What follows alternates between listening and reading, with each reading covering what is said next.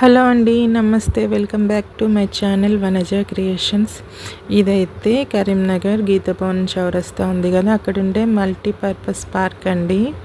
Entrance అయితే ఇంతకుముందు నేను చూపించిన విధంగా ఉంటుంది. ఇదైతే మొత్తం వాకింగ్ ట్రాక్ అండి. మంత్లీ ఎంత పాస్ ఇస్తారు వాకర్స్ ఉంటారు కదా వాళ్ళకి. ఇదైతే టికెట్ ఉంటుందండి మనకు పార్క్ లోపలికి. సో ఇది ప్లే ఏరియా.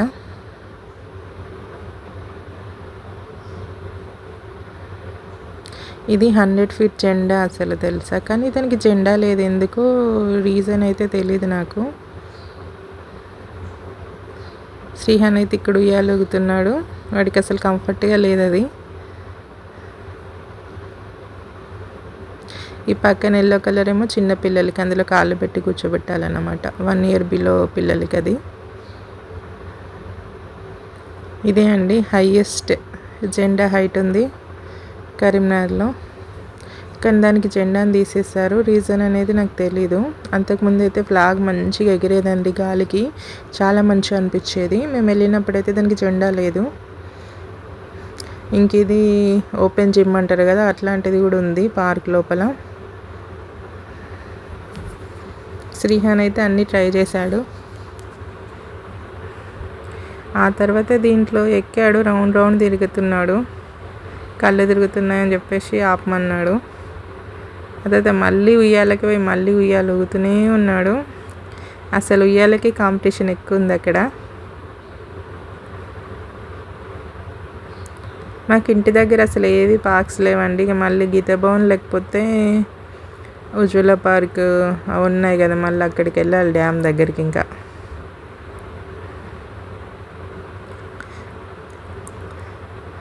ఇది జారుడు బండ.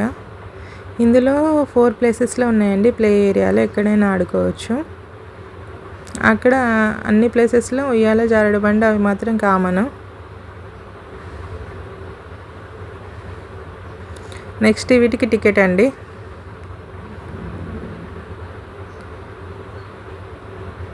ఇవి పార్క్ నుంచి కొంచెం పక్కకు వచ్చాక అక్కడ ఉంటాయి, అంటే పార్క్లోనే కానీ వేరే ప్లేస్లో ఉంటాయి. ఇవి ఫుడ్ కోర్ట్ ఉంటుంది కదా, దాని దగ్గర ఉంటాయి ఇవి.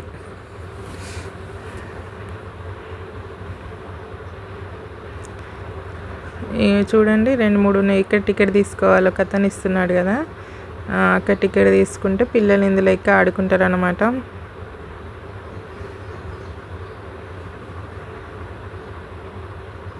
పార్క్ ఇదంతా. ఇక్కడైతే మ్యూజికల్ ఫౌంటైన్ షో ఉంటుంది ఈవినింగ్, మంచిగా ఉంటుంది, సూపర్గా ఉంటుంది. మీరు ఎప్పుడైనా వస్తే కంపల్సరీ ట్రై చేయండి. ఇందులోనే వస్తాయి, చుట్టూ బెంచెస్ ఉంటాయి, మనం కూర్చొని